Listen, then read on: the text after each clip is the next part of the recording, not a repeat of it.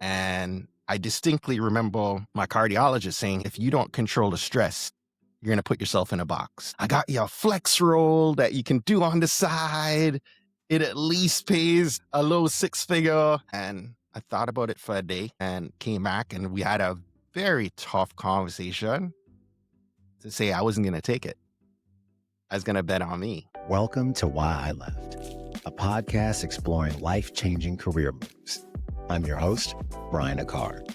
Join me as I chronicle real stories from real people about the bold decisions that transform their careers and lives.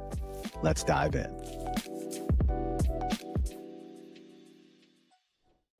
Today marks a special milestone, the 100th episode of Why I Left. To celebrate, I'm joined by someone who's been instrumental to my own podcasting journey, Stephen A. Hart, branding strategist, entrepreneur, and host of the award-winning channel, I Am Black Success. Not only does Stephen have a powerful resignation story of his own, but he helped spark the very beginnings of this show. So today feels like a full circle moment. We'll hear his story, and then we'll flip the mic and he'll ask me about mine. Let's go celebrate, and thank you for always tuning in. All right, welcome back to a very, very special episode today. My guest is Stephen A. Hart, entrepreneur, branding strategist, and the creative force behind I Am Black Success and Blue Oak Marketing. Now, Stephen left a promising corporate career to build a life centered on storytelling, impact, and legacy. And he's also advised professionals and entrepreneurs on how to clarify their message, amplify their voice, and truthfully live with purpose, which I love. And for me, his work has been especially meaningful because it was Stephen's example that gave me some of my earliest inspiration to start Why I Left. So Stephen A., welcome to Why I Left. How you doing, man? Brian, I'm so happy to be one of the first people to say, happy 100th episode. Nice.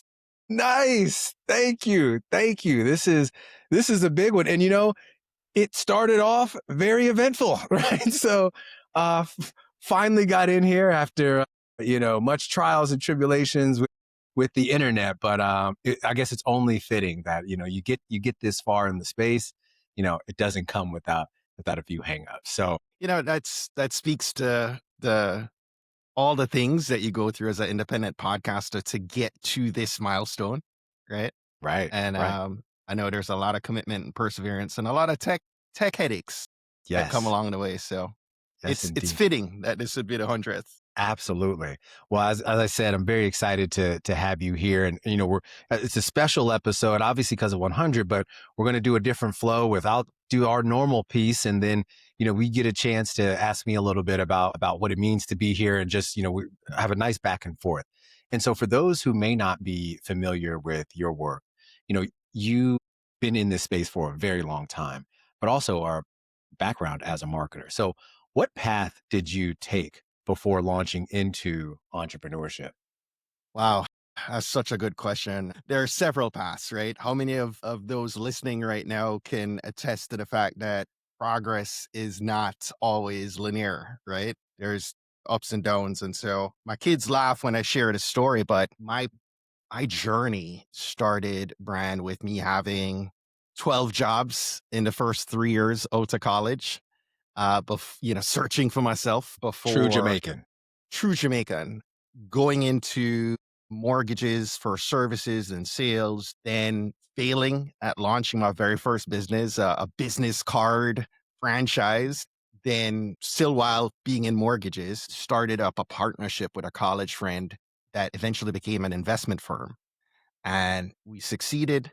We failed miserably. And then we came back and it was okay, and decided to sell my partnership stake and go back into corporate.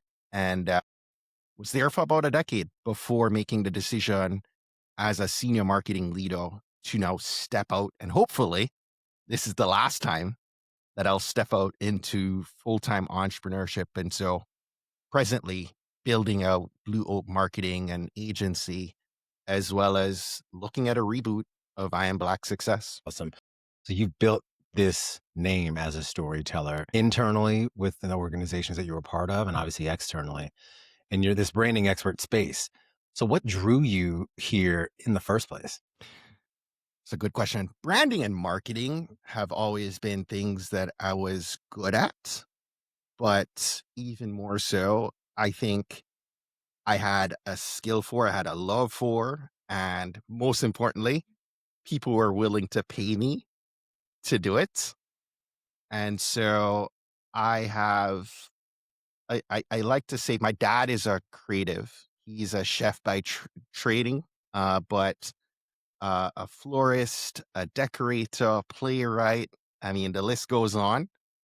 I didn't necessarily get his creative, you know, list rolling off to me, but my creative talents came through in the branding and the design and the marketing and storytelling. I love that. So let's go back to that pivot moment. What made you decide to, like you said, hopefully it's the last time, but what made you decide to leave corporate life? The most recent pivot was driven by my health and burnout. I was in senior marketing leadership and 2 summers ago, walked into annual doctor visit, and my blood pressure was through the roof and didn't feel any different, but they put me on BP meds, and they were so concerned, and they're like, "You need to go see a cardiologist. You need to make sure your heart's fine." And 6 months and a bunch of stress tests later, they're like, "Hey, you're good. This is all work stress." Mm. And I distinctly remember my cardiologist saying, "Hey, we can control what's going on with medicine, but if you don't control the stress, you're going to put yourself in a box." And I found myself over the next 6 months sort of quiet quitting, like taking the foot off the gas, which is not me. I'm somebody that is very passionate about something. I'm going to go all in. I'm, giving it my all. But I found myself just dialing back. And I was this of 75 marketers in the organization I was in, was one of the few people driving demand. And a lot of people were like, "Hey, we need you to keep doing." And I found myself bumping heads with executives, and it just was not good for my mental or my physical well being. And I got to the back half of last year and I was like, you know what? I need to make a decision for me that's going to be somewhat selfish. But a good friend of mine, Brian, said to me, "Hey, remember you have 2 weddings to attend." And I was like, "What is he talking about?" Deep. And he's like, "Look, dude, you got 2 young kids. You can kill yourself paying for private school right now. But what does that mean if you're not here when they get married to see them, you know, and be present downhill?" And so in December of last year, made a very tough decision, one that freaked my wife out, right? You're walking away from 200 in comp and, we have 2 kids in private school, and what are you doing? At the time, I was consulting to one university locally, but that wasn't anywhere near replacing that salary, and but made that step nonetheless. Yeah. And you raise a good point around the fear and uncertainty, probably on your end too, but especially on your wife's end. So what were some of those? And did you like what did you do in like making that leap? How did you work through them, navigating those fears and uncertainties? Faith, faith over the fear. I tell you, I haven't said this. I don't think I've said this publicly, but the moment I resigned, before the 2 weeks was even up, my wife immediately started talking to friends. She came home. She's like, "I got you a flex roll that you can do on the side. It at least pays, a low 6 figure. We can at least," and literally got a job offer before New Year's Day. Oh, wow. And like that fast within 2 weeks. And I thought about it for a day and came back, and we had a very tough conversation to say I wasn't going to take it. I was going to bet on me. And it has been a journey of faith. I shared with you, university was the only retainer client I had. But the moment I turn in that resignation brand, the moment I cleared that driveway of that broken car, right? The very next day, like before I even closed my 2 weeks, somebody reached out and said, "Hey, do you have capacity to come in and do a workshop for 4 hours to our marketing team?"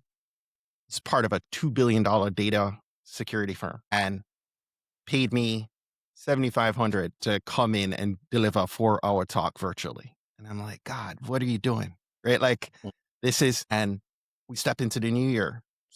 Before we step into the new, somebody else calls. Hey, how you doing? Just wanted to let you know I'm doing a rebrand come January. I just need you to take care of doing everything. And I just started getting these calls, Brian. And I could tell you a handful of those stories to the point where by end of January, I had to actually pause and be like, hey, I was doing this as a side hustle. Now as a full time, I didn't have the established workflow to handle the volume coming in all at once. But yeah, it was a step in faith. And every time I still don't have the retainers to replace the lost salary, but I've had big projects coming through. Mhm. And so every time I'm approaching the end of a project and I'm looking ahead to like, all right, I'm probably a month from this being a problem. Somebody else calls. Somebody Mhm. else calls. And so I have learned that this is a year and this is a step in the journey that is going to be faith over the fear. And I can't tell you, I've said this a dozen times to friends. I haven't replaced that comp, but I haven't been healthier. I love that. I I am so mentally at peace. Physically, I could lose some lbs, probably I need to be walking and exercising more. But there's a difference between me working 12 hours a day for somebody else and me working as much as I need to for myself, right? I will work 18 hours a day so I never have to go work 8 hours a day for somebody else ever again. I love that discovery and have heard that multiple times throughout the seasons that people get that drive, that flow once you're in the space. Once, but it has to be that true break, right? And so kudos to you for having faith. And faith over fear is a theme that popped up in season one and actually throughout, but definitely season one too. So let's talk a little bit about some of the platforms that you've built. You've built things like I Am Black Success and now Blue Oak Marketing. How do these reflect your mission and legacy? I'd had several businesses back in the early 2000s, that business card business, my investment firm, those were all centered on the monetary. I was chasing the dollar, I was chasing milestones, being a millionaire by 30. And when I made the decision to start Trailblazers.fm, that was fueled by my daughter. I walked into daycare at the Goddard School and I'm looking to the left and right of her cubby and I'm meeting parents who are crushing it as amazing Black professionals in all different sectors. And it started to, it started to be a constant recurring theme and thought that what she sees, what my daughter sees in media, what she'll continue to see in mainstream media, does not represent all that she could become. And it was the first time that I actually created something, the Trailblazers, that wasn't about money. It was about impact. It was about representation. It was about something so much bigger that hopefully would outlive me. And that started a mental pivot for me over these last 10 years where, yes, again, there has to be a monetization path. But beyond that, how am I creating something that outlives me? And so I found that with Trailblazers Now, I Am Black Success, I've been blessed to have interviewed probably 300 plus people over the 10 years. And then now with Blue Oak, it similarly has start to it that, yes, I'm looking to build an agency, but I'm looking right now at how can I help a small business owner, an industry expert, to take their expertise and leverage visibility, right? Through video specifically to build equity, to build income, to build influence, to build independence. So it really is an expansion on what I started with Trailblazers, which is much more information driven. With Blue Oak, I'm taking those skills, the branding, the marketing, the media skills that I have, and I'm helping people who have an expertise to build, right? And to grow.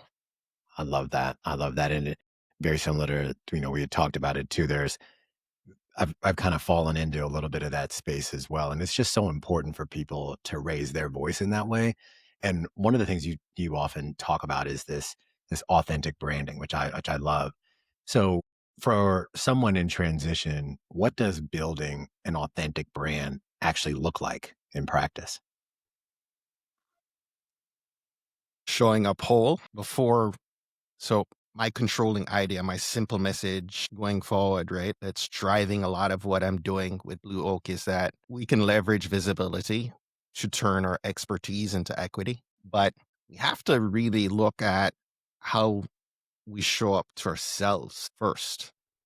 Are we happy with who we're seeing in the mirror? And that doesn't necessarily mean that in the present moment, you look in the mirror and you're not happy with all the boxes that are unchecked, but are you happy with the person you're becoming?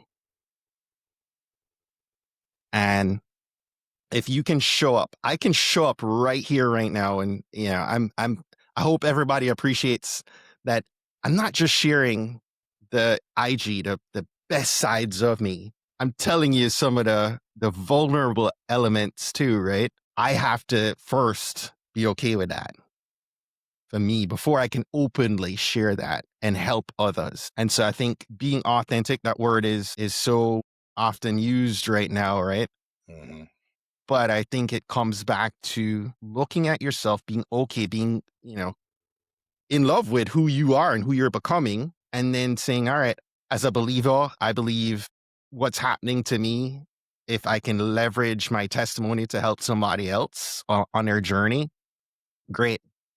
Uh, I don't think that some of the things that happened to me were intended just for me to keep to myself, right? So there are elements of you that when you open up about your vulnerabilities, about the whole, you become relatable in a way that helps somebody else connect and realize that we both have had hundreds of episodes between us. And I know that listeners will sometimes look at somebody you've interviewed who is all the way at this unreachable point of success. And they're like, I can never attain that because I'm way down in this gully. I'm in this valley right now. But when you open up, when you are able to share those vulnerabilities and be your authentic quote unquote self, you let people realize that, you know what?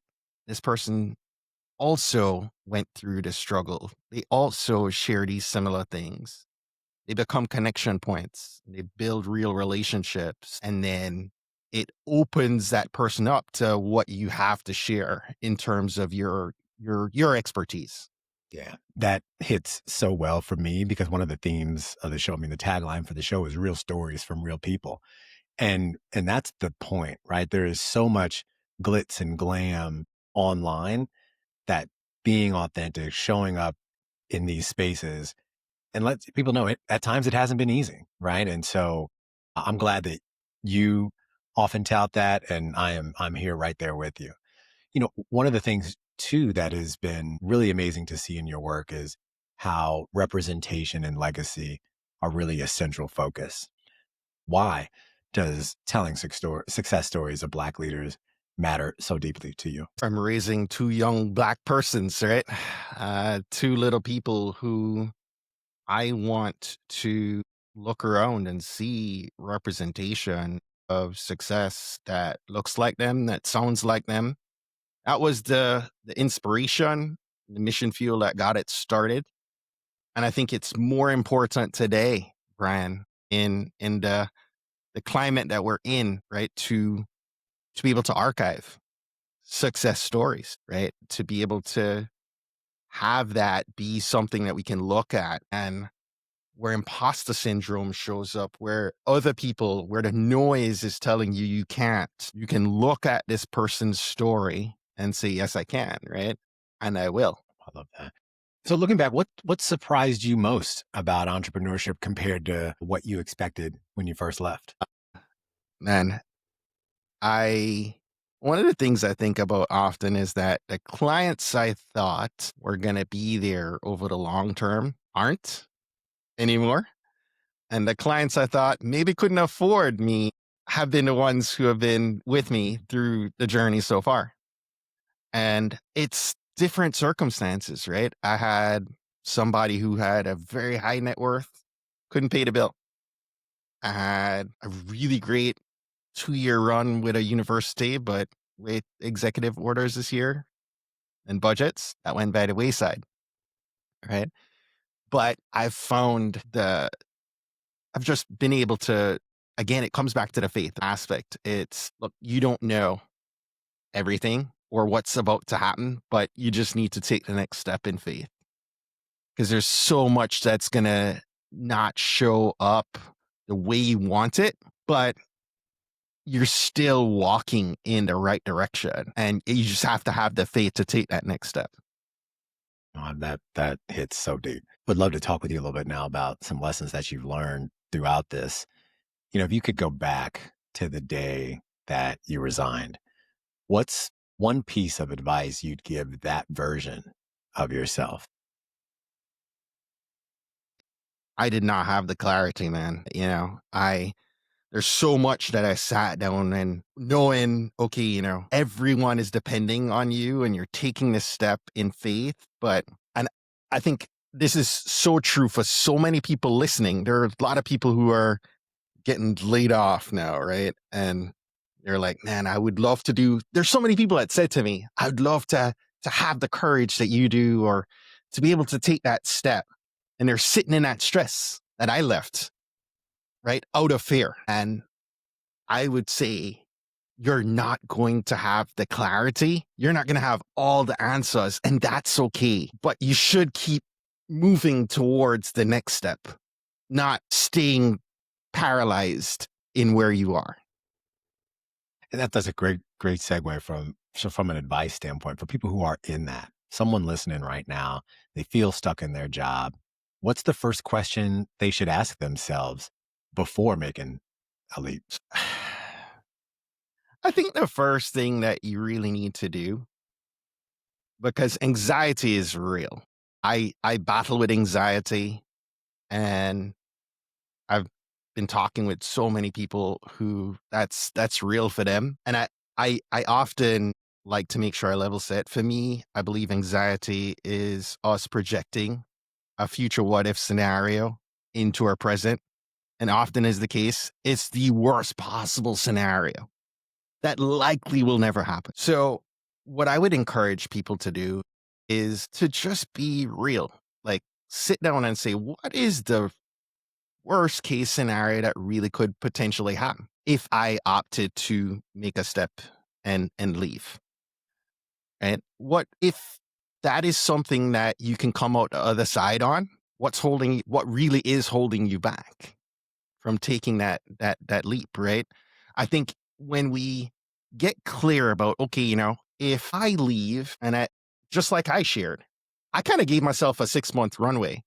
And I have to tell you, 6 months before I left, I was praying to God about leaving, right? I was Mm, like, mess around and give me, God, I just want you to, and he did. He mm, provided exactly what I needed. And so that was part of me saying to my wife, hey, I feel like God actually provided me exactly what I prayed for. And if I don't take this next step, I'm being disobedient. mm. So I think the first step is, again, what's the worst case scenario? I think from there, you need to take inventory of what you know. I think we dismiss so much of our knowledge and our skills and our talents and our wisdom. And it's just because we do it over and over. We do it in our sleep.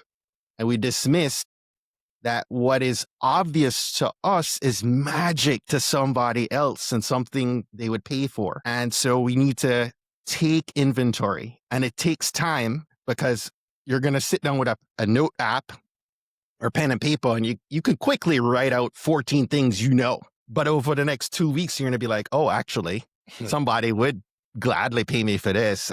I don't know why. But it's because it took you years to develop that skill and experience and talent. And somebody else has to start and learn that. And they would gladly pay you to not have that long runway. And so when we are able to inventory or complete scope of skills, talents, knowledge, now we can start to look at who needs these things, right? Who has problems where my skills, knowledge, expertise could help? We all talk about AI replacing jobs, and that's our fear. But I can tell you that there are firms that are raising billions of dollars right now to get experts to be the human validators, verifiers of what's coming out to the AI. You have that ability to be that consultant, that verifier of knowledge, because you have that domain knowledge. I love that. And how can someone begin sharing their own story in a way that creates real opportunity? Story, yes, Bran. Your story, maybe not the place to start. What you need to understand before you can do this, you need to understand who it is you're trying to serve. And in the marketing speak, we call that your ideal client persona. ICP is what sometimes we'll tag that as. But you need to understand that one person, that one group of people that you're trying to serve. You need to understand what problem those talent, skills, wisdom is going to help serve, provide a solution for. And the story you need to be telling is one that invites that ideal client in. You can't have two leads in a story. So if I'm telling a story about me and I position myself as the hero, you are already blocking me out because you're the hero in the story trying to solve your problem. What you need, Brian, is a guide to come in and help you solve the problem. So what we each need to do is we need to tell stories, but we need to understand the person we're serving, the problem that they have. And when we understand that problem to where we can really be clear about it, and we throw that problem out there, do you have a problem with this? And immediately it wakes you up out of your subconscious because you're seeing 10,000 messages a day. You have to mentally filter out all the noise. Subconsciously, we're going through the day and our mind is just, in sleep mode, right? We're daydreaming until somebody brings up a problem that we have that we are needing to solve. And it stops us in our tracks. And it's like, hey, Brian, are you dealing with the problem of this? And it wakes you up. And you say, well, I am Stephen A. Hart. I am a guide. It's a plan of action that will help you achieve success and avoid failure. And you're going to be like, I need to hear what this brother's talking about. Man, this is why we've been so cool over these past years. When I just say you just dropped a masterclass on this is why we've been cool. And I probably should have mentioned, we've known each other now A good bit, 7, 8 years or so. And what I'll share with the folks here is the gentleman who closed out season 4 for me was a gentleman by the name of Craig the Barber. And Craig the Barber and Stephen A. Hart are like the best of friends. And so when we talk about small world, Craig connected me with Stephen and we hit it off right away, like pre-COVID, actually way before COVID. And it was this type of insight that just hooked me to you because I'm like, man, I just love the way you think about things. And I appreciate you sharing that. And for folks listening, that is a true masterclass in how they start setting themselves up for opportunity. So I appreciate that. The interesting thing and the full circle moment, Craig was when I sold my partnership stake and I was thinking to get into branding and marketing, Craig was one of the first people that came back. And I've known Craig almost 30 years, but he was one of my first people that I did some consulting and service work for with TMR and Craig DeBarbo. Yeah. Oh, throwback. Yeah. Yeah. I love Actually that. was talking to him last night. I We're love that. I Some love dad that. jokes. I love that. Well, see, there you go. Love it. So now, typically I do the, what's one question you have for me, but this is a big episode. And so I'm actually going to turn the mic fully over to you. And, if there's some questions you'd love to ask, by all means, and I'd love to just share as we celebrate 100. Congrats again on 100, man. Thank you. This is an amazing milestone. Yeah, thank you. And there is so much that happens behind the scenes to keep a show like Why I Left going, right? There's ups and downs. Being an independent podcaster, being an indie adds, I think, even more complexity, right? Because you're doing all the work. Oftentimes you're doing it without funding, Yes. right? Brian, was there ever a moment where you thought about just stopping the show? So no, I hadn't thought about stopping the show, but there were times in the beginning I wondered, is this show adding any value? Like, I had this idea, is it resonating with people? Like, am I just talking into the void? And there were a lot of things that started happening in that first season, first and second, where I was like, oh, wow, like this is like something you just never know. One, what people are going through, and you never know who's listening. And that's truthfully, those are a lot of things that have kept me going. You talked about impact. This too was my opportunity to start something where making money wasn't the initial focus. It was truly about sharing these stories at a time that none of us had ever lived through. And so I did not think about stopping it, but I did used to wonder, isn't like, is this thing on, right? Like, are people listening? And so, but I've gotten the answer to that. I know a little bit about where you're going there just now. It's so hard to record, and you can see in what is our audio host, right? We upload an MP3 into a host and it does its magic and it sends it out to the Apple and the Spotify and all the different places. And we look in the back and we see thousands of downloads, but so often we don't know who's the person listening. Right. And it could be one person to shoot you a DM, to send you an email, to say, hey, Brian, I just wanted to let you know that episode changed, my life. It helped me make a pivot. Tell me about one of those stories. Yeah. Yeah. As you were just saying that, I just felt the chill because that was a moment for me. I'll go back to actually season 1 where, the show started initially with this great resignation focus. And obviously now it's, resignations at any time. But I interviewed a nurse who was in London, or is still in London, Joanne Pons Laplana. And we talked about his pivot from nursing. And in that conversation, I mean, it was no holds barred, right? And I didn't know which route he was going to go, but he talked about, he is originally from Spain. And he was like, the machismo of it all didn't let me feel what I needed to feel in this moment of stress and peril. And I acted like things weren't wrong when they really were. And he started having, suicidal ideations and all these things and not being who he truly was. And then until he got help.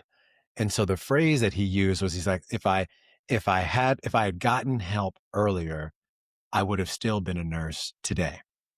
And so this whole mental health piece, all of that, it just opened up a lot. And like I said, I didn't know that was coming. After that episode, because I work in healthcare day to day, I got a few messages around thank you for sharing some of the things that we've been going through in this space.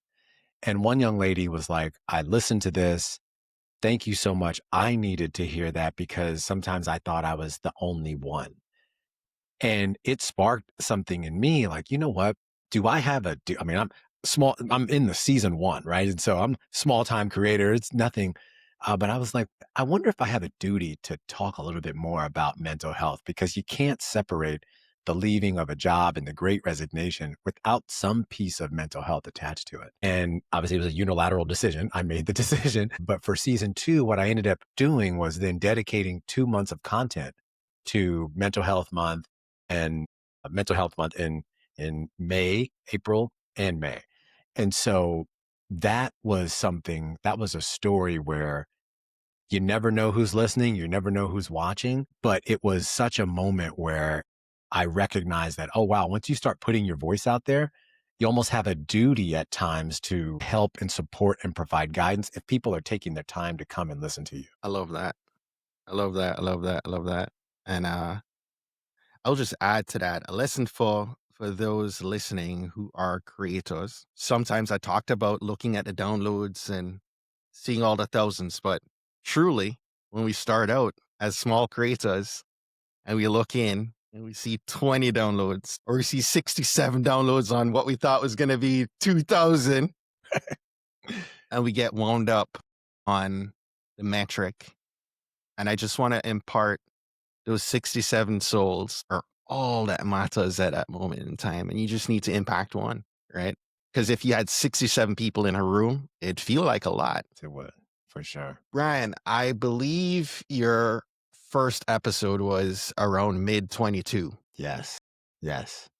And you've shared that the show was fueled by the great resignation. Today I feel like it's almost this great reckoning, right? So many large corporations, even this week, I'm seeing several big names laying off tens of thousands of people. And when this airs, it could be applicable to that moment in time because it's almost every single week you're hearing the thousands of people being let go. And while they don't outright say it, right, we can kind of infer that it's AI Hmm. driving much of that. You've now shared 100 resignation stories. What's a theme that maybe resonates deeply with you that might also be able to fuel and help those who aren't leaving voluntarily, but it would benefit them tremendously to to have that wisdom from those who did? Yeah. I think when you started talking about this earlier, it made me think about something that a gentleman said in season one as well. Because and the reason I often go back to there and, we're 5 seasons in now, is because those first episodes, that first couple of seasons, the Great Resignation was so raw, right? And some of the emotions were so raw. And Brad Hicks mentioned, don't let fear take the fun out of life. And when I say it hit me, it's something if folks have heard, like I often reference this quote because it's so applicable to not only everyday life, but life in corporate, life in solopreneurship, and some of the things that you just referenced as well. Don't let fear take the fun out of life. And then if I can, I'll add one more.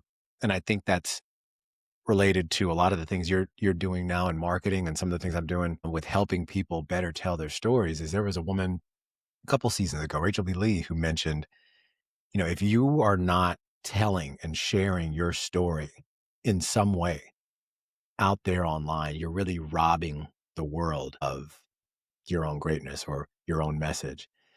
And that, you talk about you being a believer. I am as well. These things come up in conversation. Yeah, I have my questions that I'll go through, but the things that people just say and off the top of their heads and coming from their hearts, they just really sit with me because it is so true, right? We do, and I think those two phrases that I mentioned are related because we do often let fear dictate some of the things that we're doing.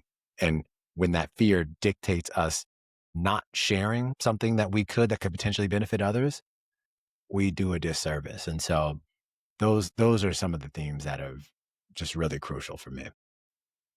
I'll add to what you just shared because I've heard it a couple times through Sean Dove, through Patrice Washington. Somebody is waiting on you to take action with your talents, with your skills. They need what you have to share in order for them to bless the world with what they have to share. But until you take the action and share your message, they're missing a puzzle piece they need in order to move in their own walk. I love that. I love that. And what's interesting is as you say that, I'm watching people who I've worked with over this past year starting to, you arm them with the tools to start better telling their stories. And then you just watch it unfold on LinkedIn or elsewhere. And when I say like proud Papa Bear moment, it's just one of those like, wow. Like I'm honored to have played some small, like you're doing this, but honored to have, to your point, maybe have been that piece for you to then boom, elevate. And that oftentimes makes things just, you know what, the time is worth it. And that's the piece that outlives you, Yes. right? Yes. Absolutely. Let's talk about you for a second. What has the podcast revealed to you about you? You know that despite how, I work a very full-time job. When I put I've always been very dedicated to stuff, but like the show has revealed to me that I may have said like, oh yeah, I'm a quick study for this thing, but I had to pick up this podcasting thing and learn on the fly, build on the fly, become a marketer on the fly. Like I just essentially I was able to create a space for myself that gave me creative outlet that I think I was really needing, because often people ask like, oh, wait, were you leaving a job? Like, no, I'm not interested in leaving at all. But there's certain creative juices that flow through me that I needed an outlet. And this has revealed to me like, you know what? Like, wow, like you can do this. And you know what? You're actually like, I'm a former investigator, so I'm used to a certain type of interview, Yeah. but I'm like, oh, you can be a bit more like interview ask like, okay, let's work on that. And so, it's a craft, continue to practice, right? I don't know about you, but I've listened to some of the first few episodes and don't get me wrong, I'm proud of the show. Don't get me wrong. But sometimes I'm sitting there, I'm like, Brian, shut up. Like all oh yeah, I love that. Right. That doesn't show up well on audio or video. And so being an active listener in a show looks differently than in real life. And that's something I've had to learn. And so it's revealed that look, I can be flexible and I can teach myself new things. So you can teach an old dog new tricks. That is so funny because, and I still to this day, I mean, I have sort of a bulleted, you know, bit to off to the side Mm-hmm. on things I want to cover. Mm-hmm. But often as a new creator, right, we're having to check all the boxes. I must ask all these questions, Yeah, and you lose focus on the conversation that's happening because you're tuned into what you think it should be, and you miss gold where you need to unpack something that could just put all of that to the side, right? absolutely. And be what your listener needs to hear. So that's awesome, man. Yeah.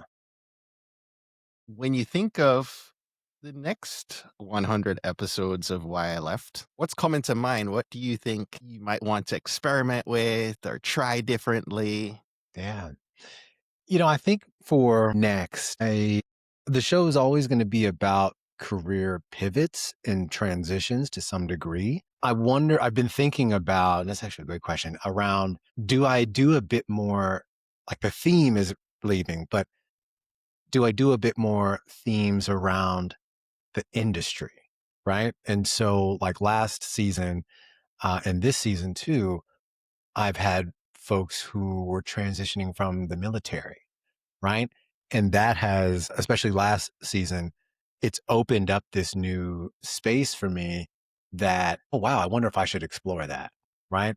Military transitions. There's another one too. I've been talking with a few folks around the transition from being an athlete, either, you know, a high level college or definitely professional into work life and what that transition is like.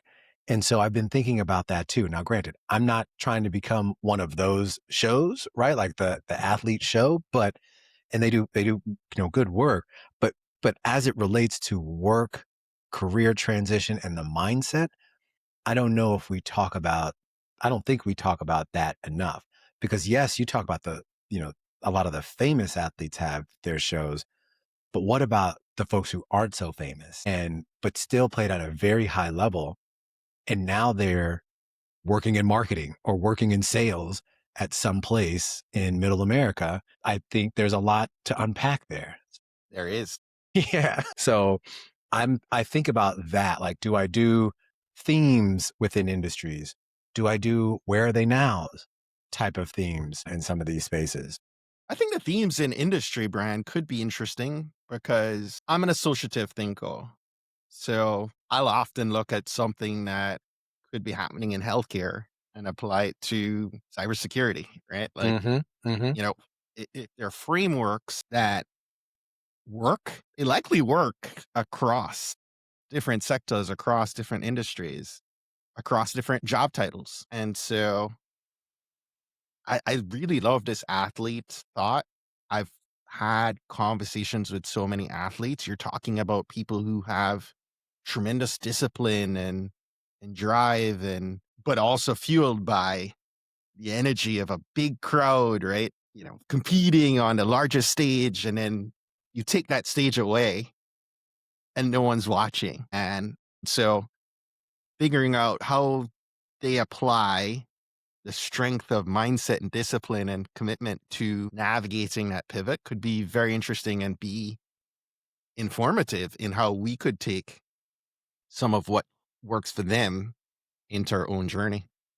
Great. I am so excited for you, man. I'm looking forward to this next chapter for you Thank and you. and Thank what that you. would bring. Uh and I'm humbled, man, that you asked me to be part of the 100th episode. So Yes. thank you. I'm really appreciative of this.